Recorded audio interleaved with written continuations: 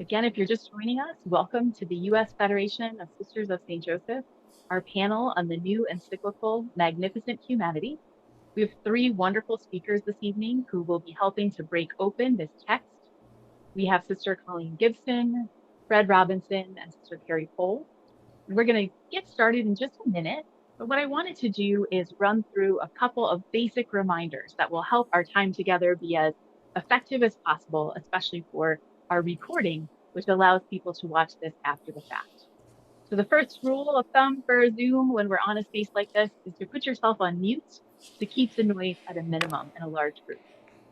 We also ask that to reduce distractions, you use the chat to introduce yourself and then to ask questions that you'd like the speakers to answer. We will have a dedicated time for question and answer. And so you can either put that in the chat, as I said, or you can use the reaction emoji, which is raise your hand. And we'll be sure to call on folks as we move through that time period together and as our time permits. As I said, we are recording the session, and so you will receive a link after the session, along with some follow-up materials and invitation to discussion opportunities later this summer. We'll give a couple more folks time to get in from the waiting room, and we'll begin with a prayer.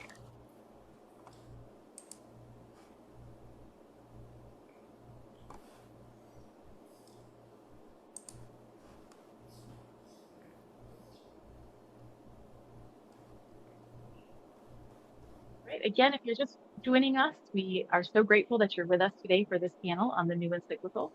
Just a reminder to put yourself on mute, to introduce yourself in the chat if you'd like, to use the chat primarily for questions related to the panel itself, and then just to be aware that we are recording and we're delighted to share the link with you after the fact.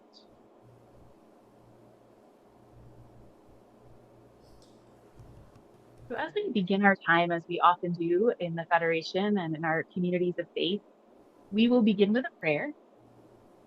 This prayer is drawn from a beautiful pastoral toolkit that is connected to the encyclical itself, and it comes from the Dicastery for Integral Human Development. And so I'm just going to read this prayer on behalf of our group, and then I'm going to turn it over to Christian Murphy, who is here with as the JPIC for the community in Brentwood. And he's going to introduce our panelists, and then we'll move into our time together. So we begin with the knowledge that we are always in the presence of a good and gracious God. So in the name of the Father, and the Son, and the Holy Spirit. Lord, we thank you for the magnificent humanity you have given us. Give us eyes to see in this time of great machines the splendor of the face of your Son, who became flesh.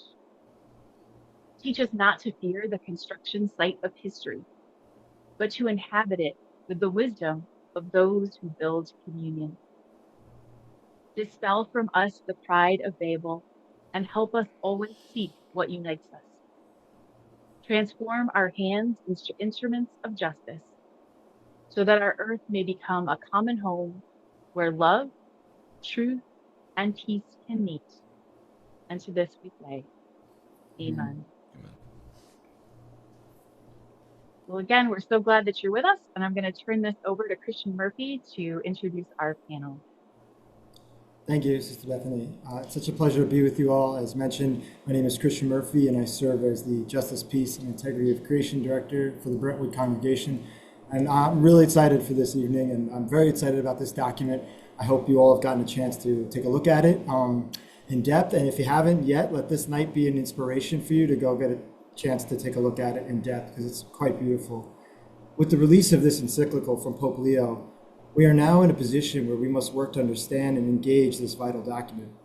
And so we welcome you to this moment today. And tonight we gather to reflect and begin to collect our thoughts on this new encyclical, specifically from the perspectives of theology, technology, and justice. To help us do this, we are graciously joined by our experts in those three areas, Sister Colleen Gibson, Fred Robinson, and Sister Carrie Pohl, who I'll introduce in a moment here. This document from Pope Leo is so rich and so life-affirming. Leo's ability to study and reflect on church history and pull that into the world of today as we face rapid changes in technology and culture is really amazing. I mean, it's just beautiful, beautiful writing. I mean, extremely intentional writing. This task we are faced with regarding AI and massive tech movements and shifts is one of many layers. As Pope Leo states, that this is an ethical, a technological, and an environmental issue. This moment calls for us all to share in our gifts as we work to figure this all out. And so to help us figure this all out, we have with us here Sister Colleen Gibson, who currently serves as a Coordinator of Pastoral Care at St. John St. Paul Catholic Collaborative in Wellesley, Massachusetts. She's an award-winning writer and speaker. Sister Colleen holds a master's in Theological Studies from Boston College's School of Theology and Ministry, and is the co-host of a fan favorite of many's, the podcast Beyond the Habit. A vowed member of the Sisters of St. Joseph of Philadelphia, she currently lives with her sisters in Boston. Mr. Fred Robinson is the Director of Technology for the Sisters of St. Joseph of Brentwood. He has been working in technology for over 32 years and is currently running an AI server for about a year now, so excited and interested to hear about that experience. Fred and his wife have two lovely teenagers that keep them all extremely busy. And then joining us is Sister Carrie Pohl, who serves as the Congregational Coordinator of Justice, Peace for the Sisters of St. Joseph of Baden, Pennsylvania. She has served as a nurse at the East Liberty Family Health Care Center and recently just celebrated 25 years as a sister. So congratulations on that. It's a wonderful accomplishment. And so we'll begin with letting Colleen, Fred, and Carrie go in order here. And each of you were given some ideas, some things to think and ruminate about, and we'll give you some time for you to reflect aloud and share with us what you are feeling and what is moving you right now with regards to this moment. And so we'll start with Sister Colleen. Thanks, Christian, and thank you everybody for being here.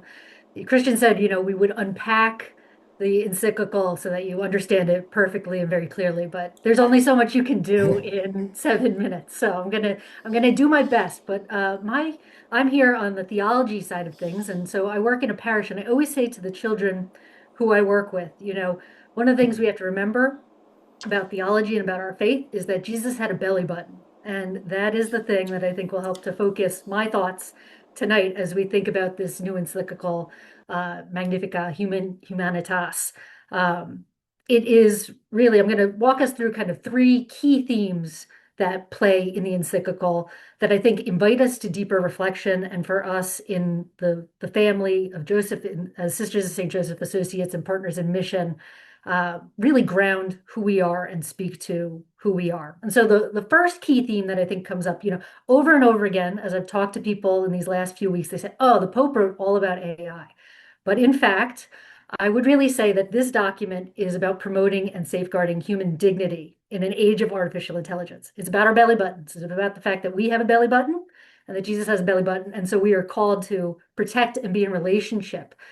And so Pope Leo makes this point over and over again, that what makes us human, our capacity to do more than just think, is where our value lies.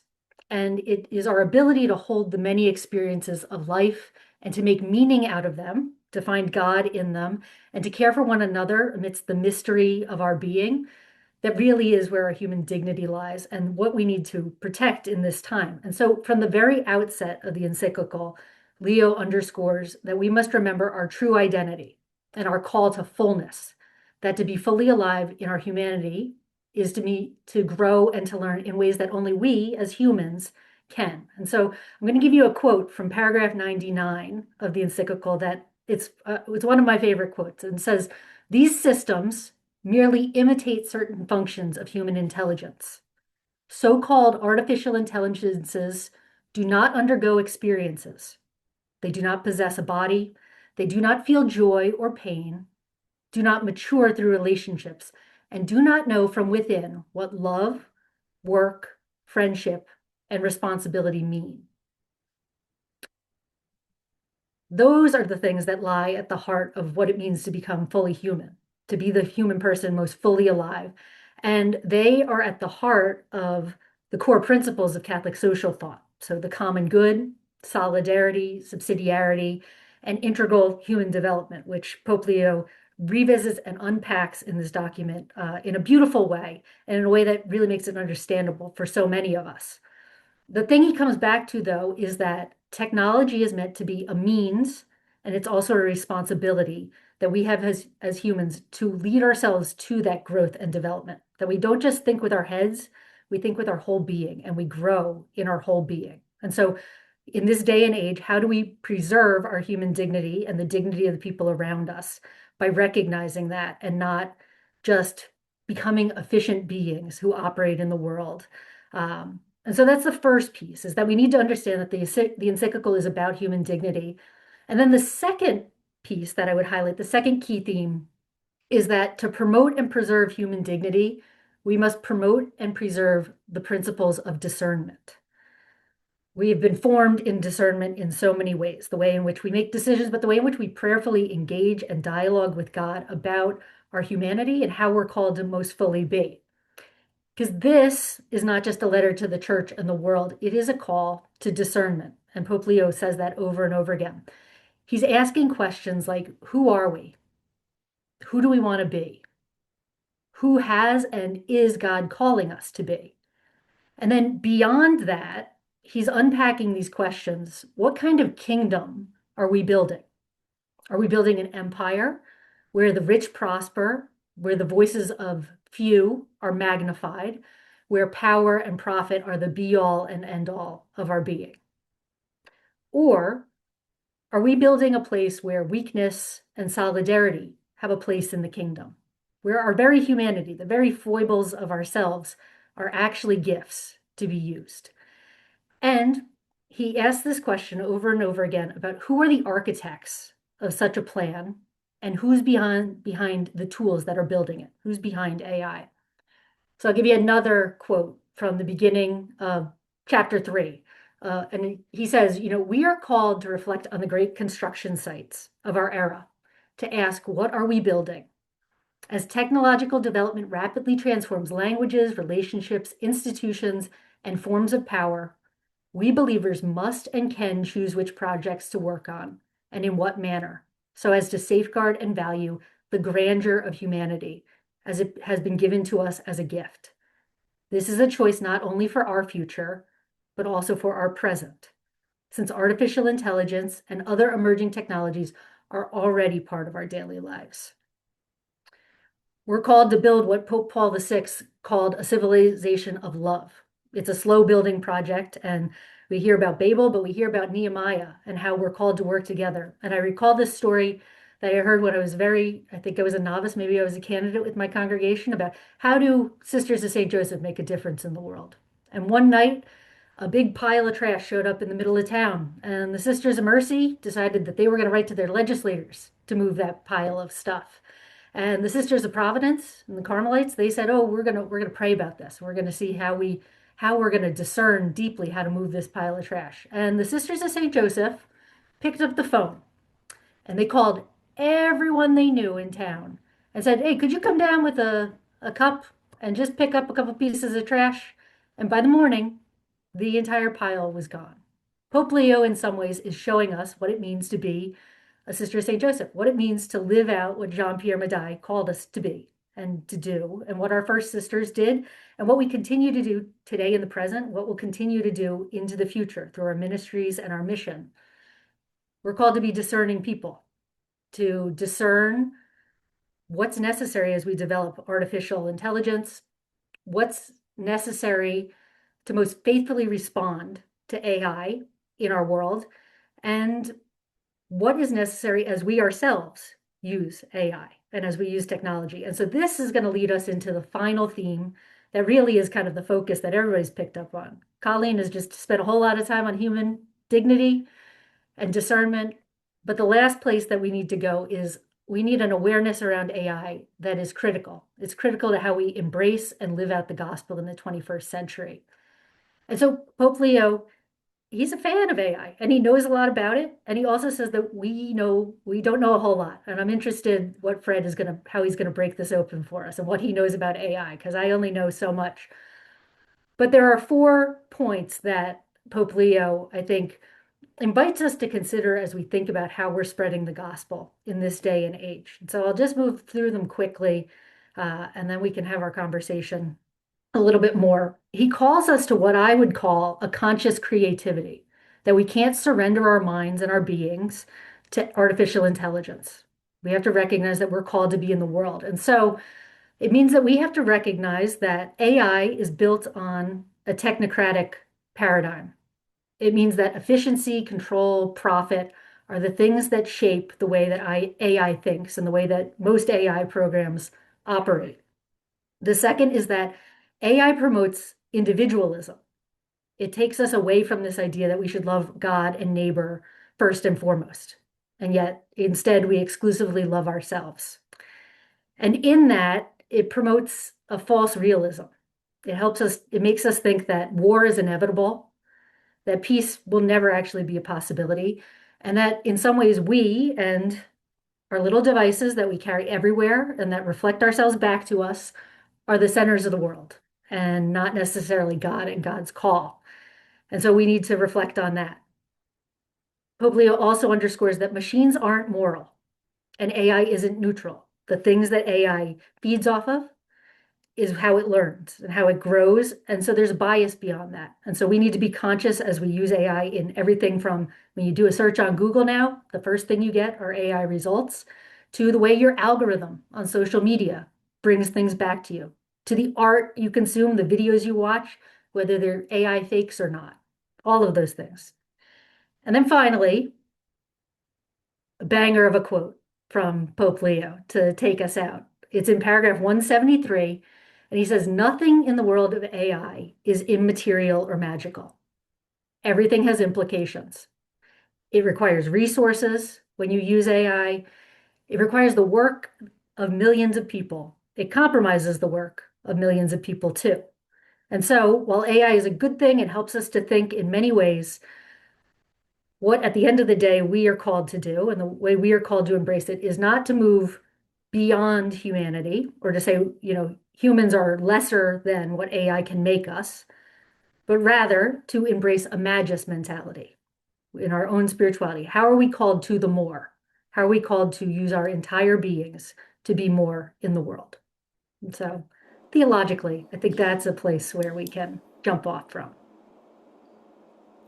Thank you. That was incredible. A lot of wonderful things to think about. And now we invite Fred Robinson to jump in and share a bit.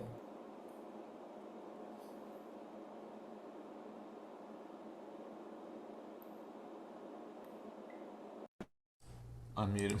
The technology guy unmuting himself. I read through the encyclical, and then what I also did is in-house, I'm running a free version, an open source. So one of the things you have to think about is, we can have these large companies, these large businesses designing these things, and at the same time, scientists are developing open source, free versions. It's always something to look out for that we can use. And these models help us, test the technology, play with the technology, see where it's going to, feed it information, see what we get back, and also we can keep it in-house. One of the things that I've always been concerned about is sisters' information getting out, private data that they want to get out, and not the world to see it. It may be some sort of business that they want to discuss in-house. So we've been using these tools to do documentation. We've been doing for summaries. We've been using it for translation. We've been using it to try to do some imagery, to generate pictures. And the in-house tool is as good as the in-house tool can do. It's the power that we can give to it.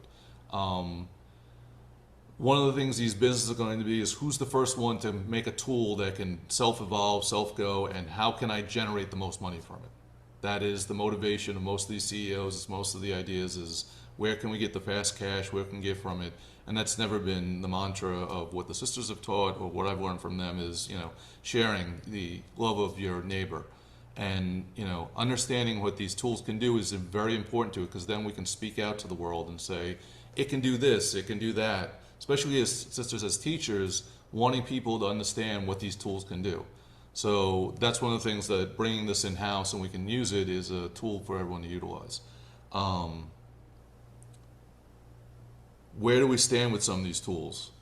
I did take the encyclical and I did feed it into the AI system here. And the first thing it did was, who's Pope Leo? So the models that I have, the free ones, don't go up to, they pretty much peak off at 2024. So that was the first thing the AI said to me is, all right, you're working with a fictional pope. It's very nice.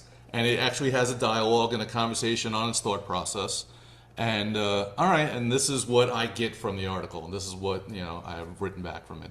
I can go into more of that later if that's something we want to see and what the AI's thought about it. I tried doing a couple different models, but I recently got new updates and it broke my machine.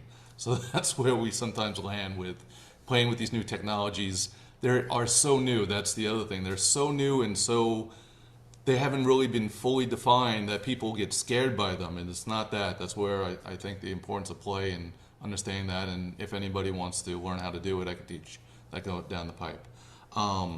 So yes, when the Pope was speaking about, is this going to be a Tower of Babel or this is going to be the walls of Jerusalem and the community coming together building it versus these tech giants just building higher and higher and no thought behind it, just the rush to get up to the top.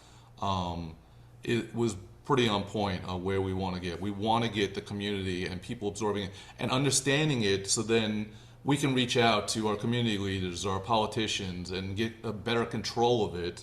And before it becomes, it's so locked away between so much cash. They just had, I think it was Uber. They planned for like a $4 million budget for being out and going using this AI, and they burned through it in 3 months. The COO and the CFO had stop.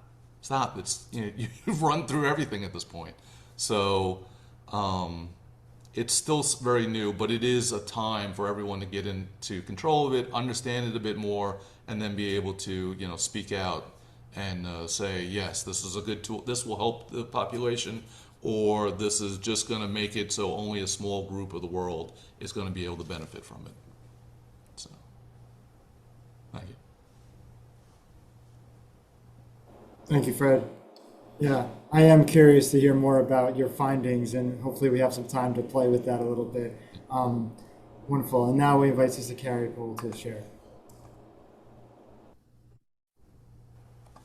Thank you. I'm getting my screen all together. Okay. So this is the Justice Coordinator's version, so buckle up. Given my location in southwestern Pennsylvania, which is being heavily affected by the presence of data centers and the fracking that fuels them, my work as a registered nurse, where I see AI being used not to improve the quality of care that we provide, but to improve the speed with which we can push through patients. And my history as a woman religious whose entire religious life has been shaped by scandal after scandal after scandal in the Catholic Church. It's fair to say that I was, and maybe I still am, viewing this document with a little bit of suspicion. A little bit of church history for those who are here tonight, and Pope Leo refers to this in paragraph 178.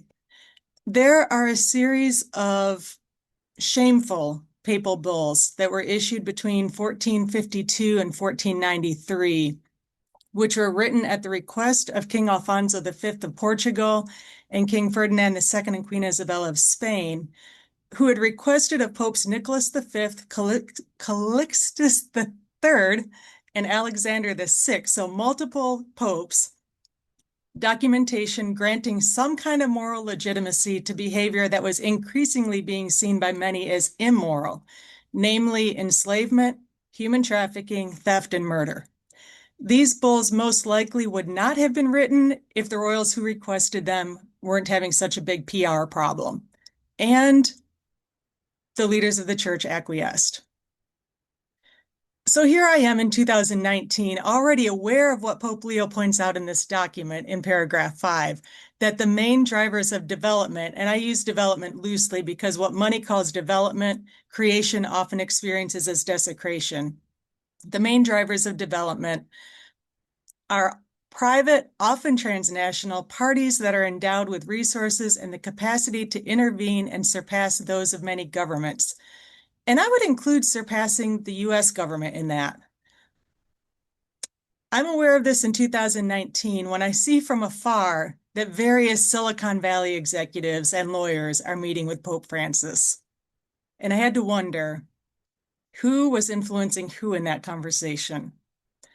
That an AI company co-founder was speaking at the Vatican the day this encyclical was released wasn't reassuring, and here we are. Pope Leo XIV follows in the steps of previous popes in that he seems to conflate work with employment, going so far as to say that unemployment is a grave evil. And so not only do I see this as a lack of imagination for a post-capitalist world, but it also fails to acknowledge that many people, and we're in Pennsylvania, so we live in close proximity, but many people, particularly those with various, in the various Anabaptist traditions, so like Amish, Mennonite, Bruderhof, Hutterites, are living very holy and fulfilling lives at the margins of our economic and technocratic systems. The conflation of work with employment also ends up demeaning and negating the very real and usually unpaid work that so many, maybe even most of the women on this planet, do. Raising children, caring for parents, maintaining a home, preparing meals, planning family gatherings, organizing community and church activities, fighting for the health and safety of one's family and neighborhood is all very real work that is almost never remunerated.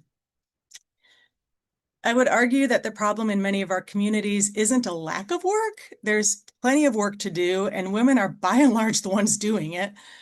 The problem is that the work that is being done by many is all too often unrecognized as being worthy of compensation. He says in paragraph 168 that the state has a duty to foster conditions favorable to employment, promoting work where it is lacking and defending it in times of crisis, since it is a primary good for families and for society. Unfortunately, what that has historically looked like in the United States is prisons, jails, and now detention centers being built in rural areas of underemployment and being used to house people from urban areas of underemployment and utilize them as forced labor. To me, that is a graver evil than unemployment. So that's what I've got against the document. Now, here are the things I really liked about it. He names my experience of AI. He points out what we're experiencing here in Southwest Pennsylvania, that AI systems require enormous amounts of energy and water, significantly influence carbon dioxide emissions, place heavy demands on natural resources. And I would add that the data centers that house the AI systems also produce thermal pollution, increasing the ambient temperature of surrounding neighborhoods by as much as 15 degrees. For those keeping track, that's the difference between a 78-degree day and a 93-degree day. The difference between a 93-degree day and a 108-degree day. AI tends to amplify the power of those who already possess economic resources, expertise, and access to data. When AI systems present themselves as neutral and objective, and don't they all, they rather end up reflecting and reinforcing the stereotypes or ideological biases of their designers and developers. And let's be honest, those designers and developers don't look like most of us. They don't tend to be women. They don't tend to be Black or Indigenous. They don't tend to be LGBTQ. They don't tend to come from impoverished communities. I don't remember him mentioning the word addiction. I don't think he mentions the word addiction, but he does point out that the artificial imitation of care and support that is offered by so many chatbots is particularly risky in that it can lead a person to gradually lose the very desire to form genuine human connections. While disinformation didn't begin with AI is a powerful amplifier of it. Human limitations, incapacity, illness, old age end up being seen primarily as defects to be corrected rather than realities through which humanity matures and opens itself to relationships. And while AI promises to boost productivity by taking over mundane tasks, it frequently forces workers to adapt to the speed and demands of the machines rather than the machines being designed to support those who work. He also recognizes that calling for prudence, rigorous evaluation, and even at times a slower pace in adopting AI does not mean opposing progress. Instead, it is an exercise of responsible care for the human family. This need is all the more urgent given the frequent imbalance between the speed of technological growth and the slower development of awareness, norms, safeguards, and institutions capable of governing its effects. So, thanks. Thank you, Sister Carrie. I I greatly appreciate your criticism. And I'm going to ask a question soon, and we're going to invite everyone to start to share questions in the chat and you raise your hand, and we'll do our best to get to everything that we possibly can. And if you don't see your question answered directly, we'll do our best to kind of condense them if we can, and you know, respect the time and everything. But I think, you know, before we get started, that I really appreciate your criticism in the sense that it confirms what I think Leo's trying to do. And I'm looking at item 219. You know, in order to build a civilization of love, we must engage in dialogue, right? And that's the only way we can have the possibility of an honorable solution. And so that's exactly what you just did there, once again, by your example, and all three of you, is engaging in dialogue. And so the question I want to start off with to kind of get things going is, I found it really interesting how this document really seemed to have a big reach into the secular world, into the, you know, pop culture. And yeah, it's always a dangerous thing because everyone's saying, oh, the Pope wrote an AI thing, whatever. It's like Colleen said, it's much more than that. It's about human dignity. But it is exciting when we start to see it get picked up and interesting things like that. So how do you think this letter will impact a larger audience of readers? You know, this letter seems to have a deeper reach into non-Catholic arenas. And I think that was really intentional by Pope Leo. I think he wrote it very carefully in that way. So what are your thoughts on that, reaching that bigger audience? This is for all three of you, by the way. So if you want to go to the beginning, yeah, Fred. Oh, people are reading it. Right. Yeah, people are reading it. The technology, again, we're in such an early phase of the technology. It is making an announcement, you know, just as I said, it can build into these data centers. It can go into, you know, who's able to have a conversation with it. It's not easy to work with at times. At times it fights me. So, and I've written code, I've worked in all these different systems, and it's, you know, it's not the easiest thing to work with at times. And I think we're trying, again, the CEOs of these companies are trying to push this thing, or the magic of it, so far ahead than that actually is, that somebody needs to come in and put a reins on, but nobody is. That's where I think the Pope is trying to put a little bit, but at the same time, he's like, it could be good, it could be bad, it could be this, it could be that. We have to step up and say things, and that's where the populace has to come back and try and protect itself a bit and say we're not ready yet, or it's artificial intelligence, not artificial wisdom. It's not. You can ask it questions, and it's clearly a tool that still needs tweaking and taking better control over. And again, who's training it? Who's teaching it? Who's teaching this animal where to go with? And that's something that definitely everyone has to step up and say something and get some guardrails on this thing. Thank you, Fred. Yeah, I think, I mean, to pick up on Fred's piece, I think it's important that the Pope is speaking out on it, as, you know, in terms of, you know, we have these transnational corporations and we have states. And so the Vatican or the magisterium occupies a different position. And so these discussions aren't happening. And while he asks us to slow down the process, which I think it's not designed to do, and the development of AI is not designed to slow down. It's meant to be more efficient. It's meant to push productivity.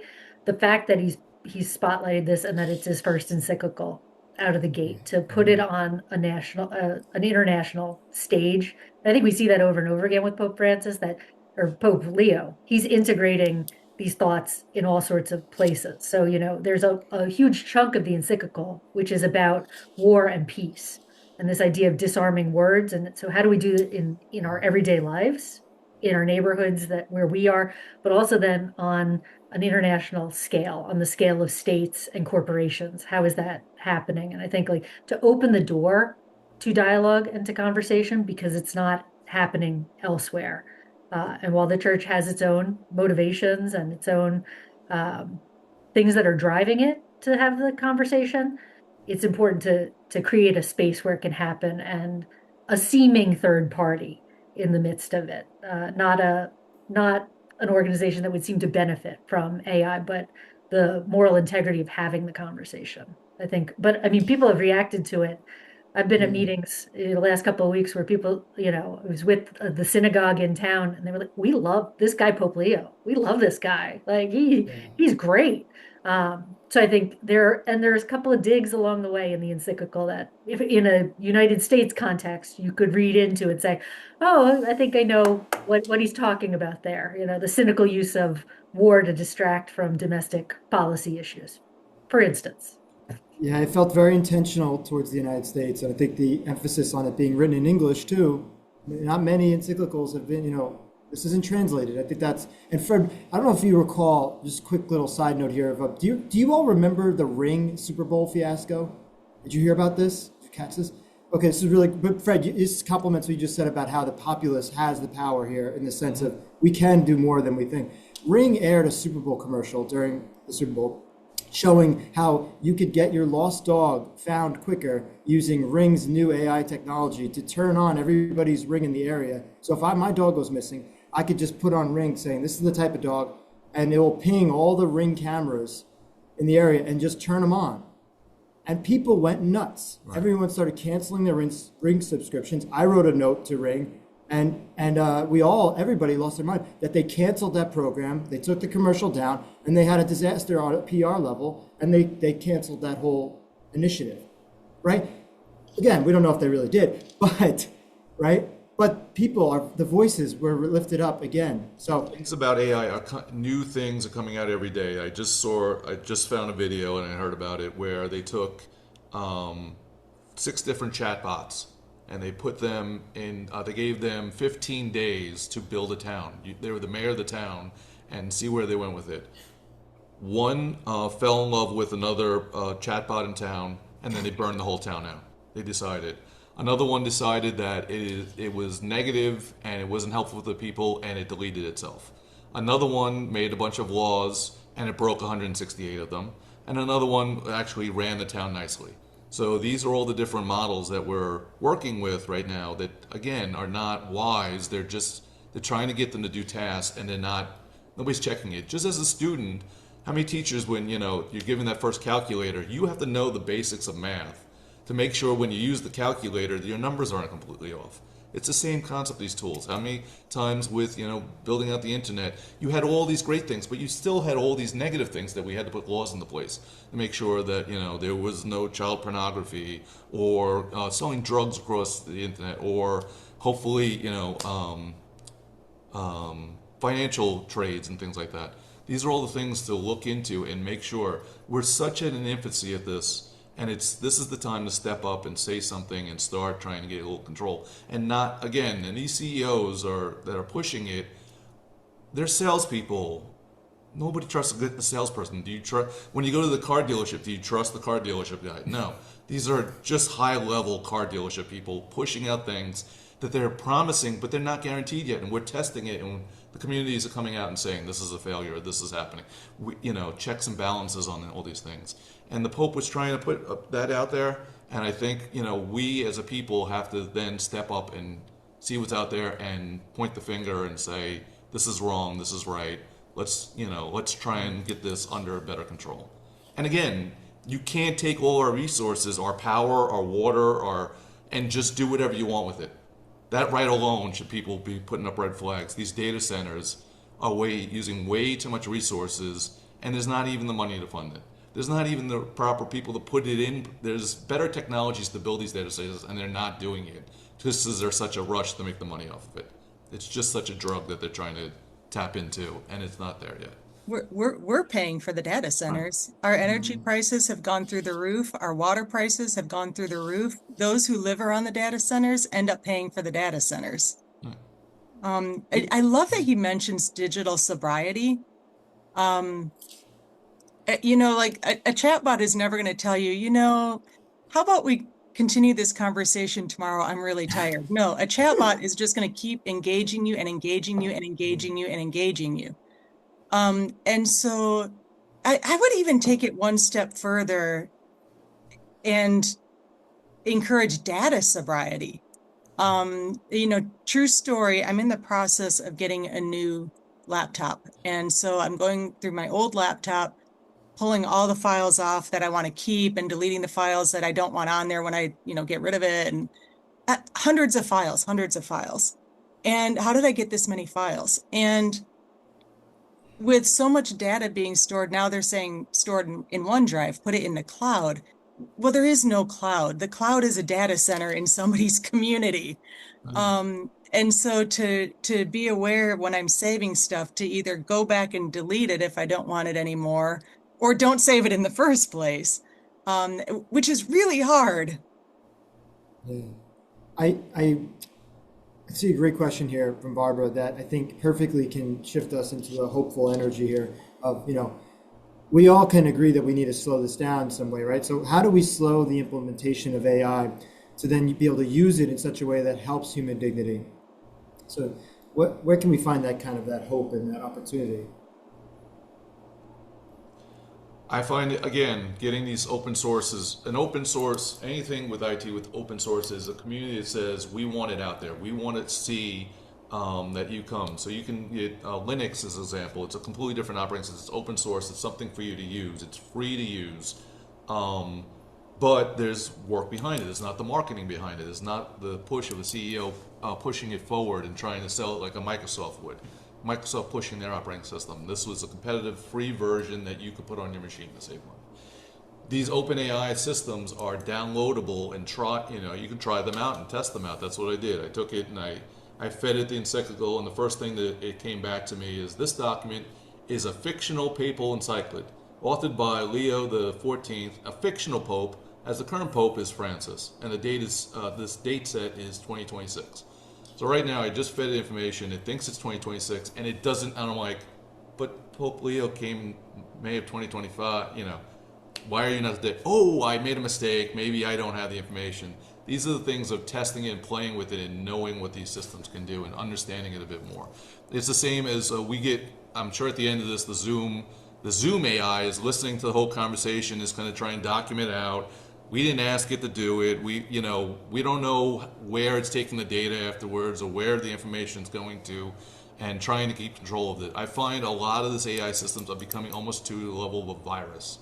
They're pushing it out. You have to make sure you check the little checkbox underneath. If you didn't catch it, well, you accepted it. You didn't think about reading through every line.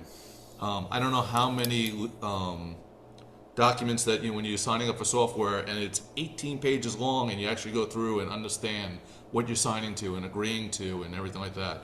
What has Apple said with our data when we put it into the phones as far as pictures or documents, stuff like that. One of the things that was released out is, within the US, your data is safe, it's protected. Well, what some of these companies do is they'll take the data every so often on backup and shift it outside the United States. And at that point, your data is not protected anymore. It's not, it's available. It's been moved outside the country, so now it's able to be used and like that. So if you don't tell it, I don't want my data to ever leave the country. It's a possibility you've lost it and somebody else has access to it. So these are, besides giving the AI, these are other things that are out there that we have to be conscious of what these companies are doing and what they can be doing with it. So, Fred, I want to hear from both of you about this question, but just while Fred, you're kind of cooking here real quick. Yeah. For the like when you say open source, like I don't know, what do you mean? Like I know that there's these big a university or a bunch of programmers came together and designed either an operating system or now they designed an AI model that is free to use. You can download it. I have a program called Ollama, Ollama, and it was made by Meta, and they put it out there for the public. I'm sure they got some sort of tax break or discount on it. And I've installed it on my machine, and then I can download different language models or different tools. So one of the tools I have that's open source is called Whisper, and it gives me the ability to take an audio conversation and translate it to text.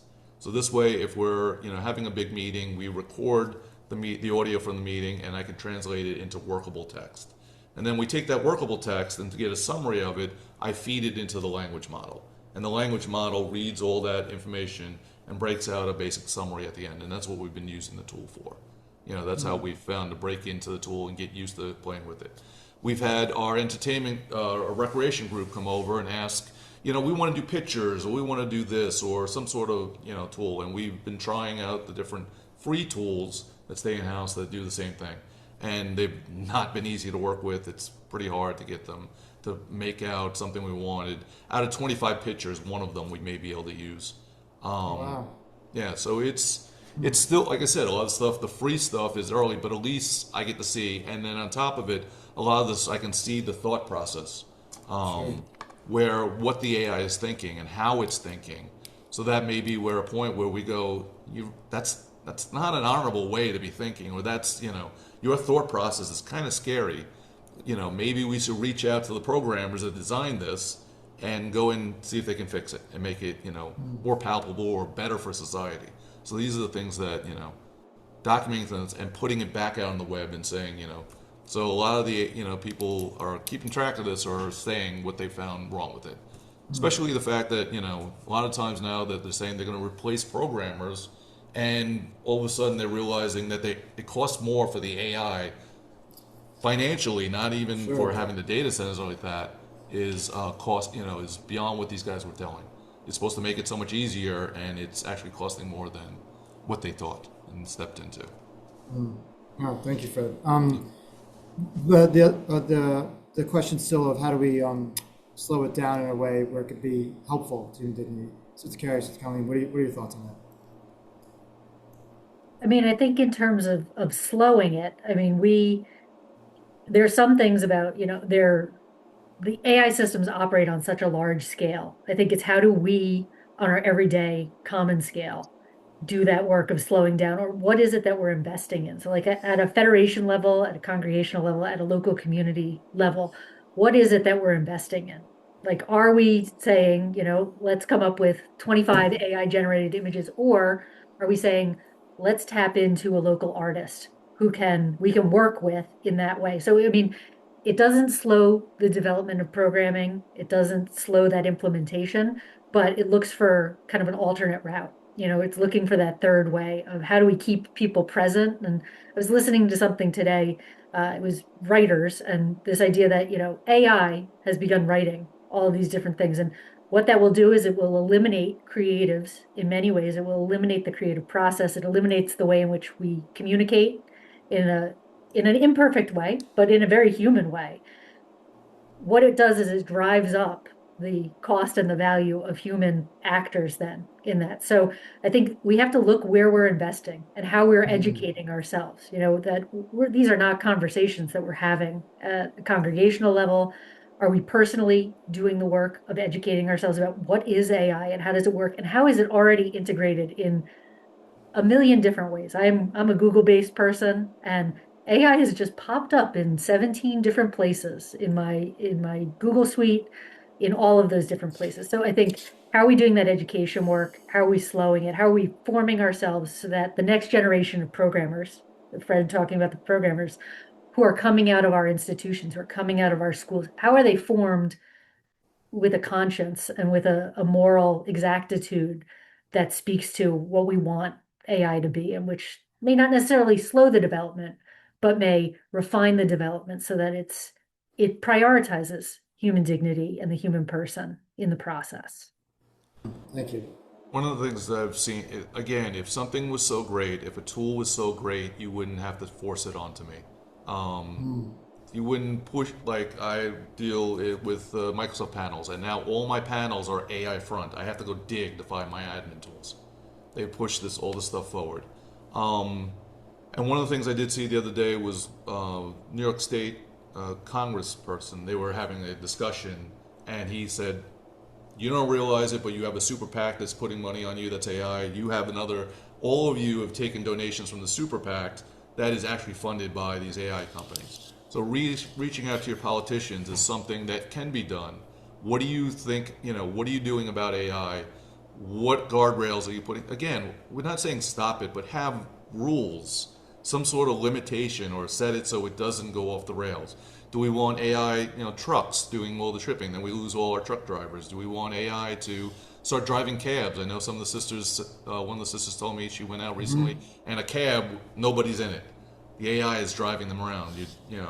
How quickly do we want this technology in place and like that? Do we want to have it slow down? It's always a possible. These are things to speak to your politicians about. So that's one added down there. Again, if you don't put your money into it, is another thing. If you don't spend budget towards it, these companies are going to eventually run out of funding. That's another thing that's going to come along unless the government steps up and keeps funding them. But that may be the point we take things back. You know, if the government has to step in and take back the data centers, we can get better regulations on the data centers. We've put the right politicians about, you know, in the EPA or any of these controls to, you know, get these better stated out. These are the things. These are all possibilities to try and help out with getting AI under, you know, keep it regulated and keep the technology moving forward, but still step in and make sure that we're not all going to be end up hurt by it. Okay, did you want to share anything about this?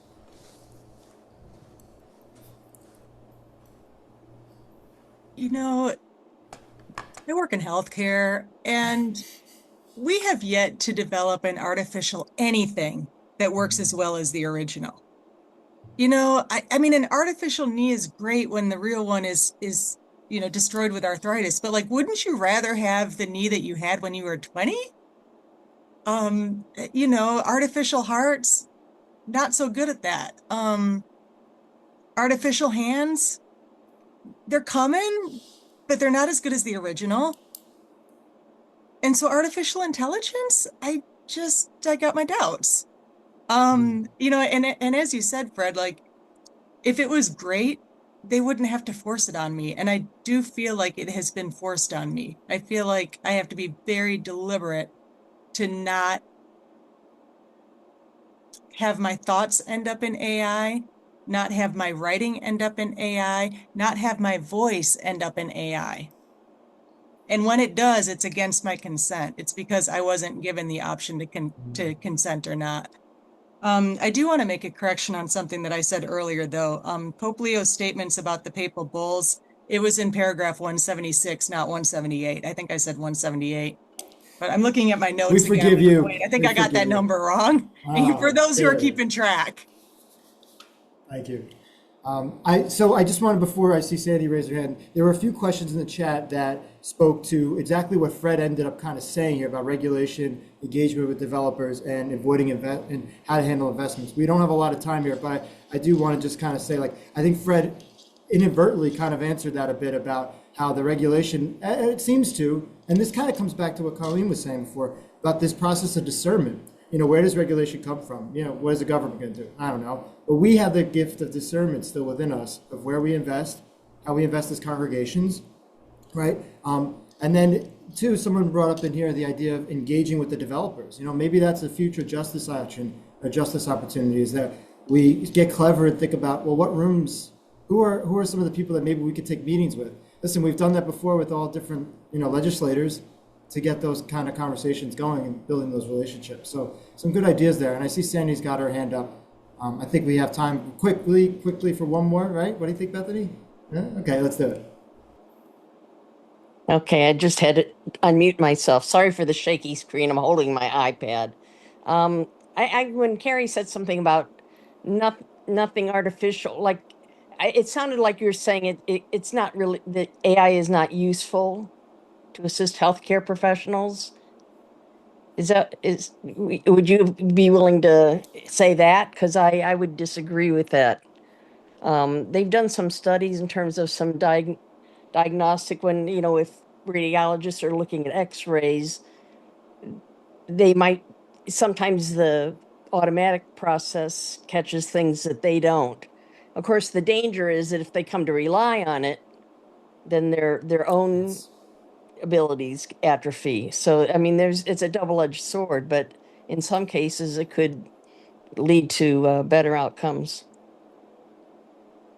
You know, to Fred's point, it all depends on the system. I'll be honest, like, I've not experienced AI being used in healthcare to improve care. Like I said, I've only seen it being used to push people through faster. And so I have no doubt that hospitals are using it, and there probably are some really good systems. And I would really hope that there's a doctor looking at the AI suggestion saying, does that make sense or not? Rather than, like you said, just relying on AI to do everything and not questioning, because, you know, like, AI is being used in the banking world, and there have been people denied loans despite having paid all their bills, despite having excellent credit, they're denied loans. They're denied housing. And so it all depends on the model. And if you don't have a human person double checking that decision, ethically, I don't think that'd be a good thing. Thank you. I don't think they're using it that way. I mean, I think they're using it to help them, but there was something else I was going to say, but In the interest of time, though, we're gonna, with this, yeah, like I okay. said, this is a great. I forgot it anyway. We appreciate it, and I think again it goes back to that continuing dialogue that Pope Leo's inviting us to. Let's continue the dialogue, and I'll hand it back over to Sister Bethany to wrap us up. Thank you for everybody. This was a great conversation. Round of applause for our panelists and our facilitator. Thank you so much. I think I forgot to say this at the beginning. Sister Bethany Welch, I'm the Justice Promoter for the Federation. So grateful for everybody who said yes to be here tonight and to prepare thoughtfully. In the spirit of dialogue and discernment, we want to offer some opportunities to unpack the document together in community. It's something that we do so well across the Federation. So we have 2 opportunities, one in August and one in September. We'll probably have a couple more as well.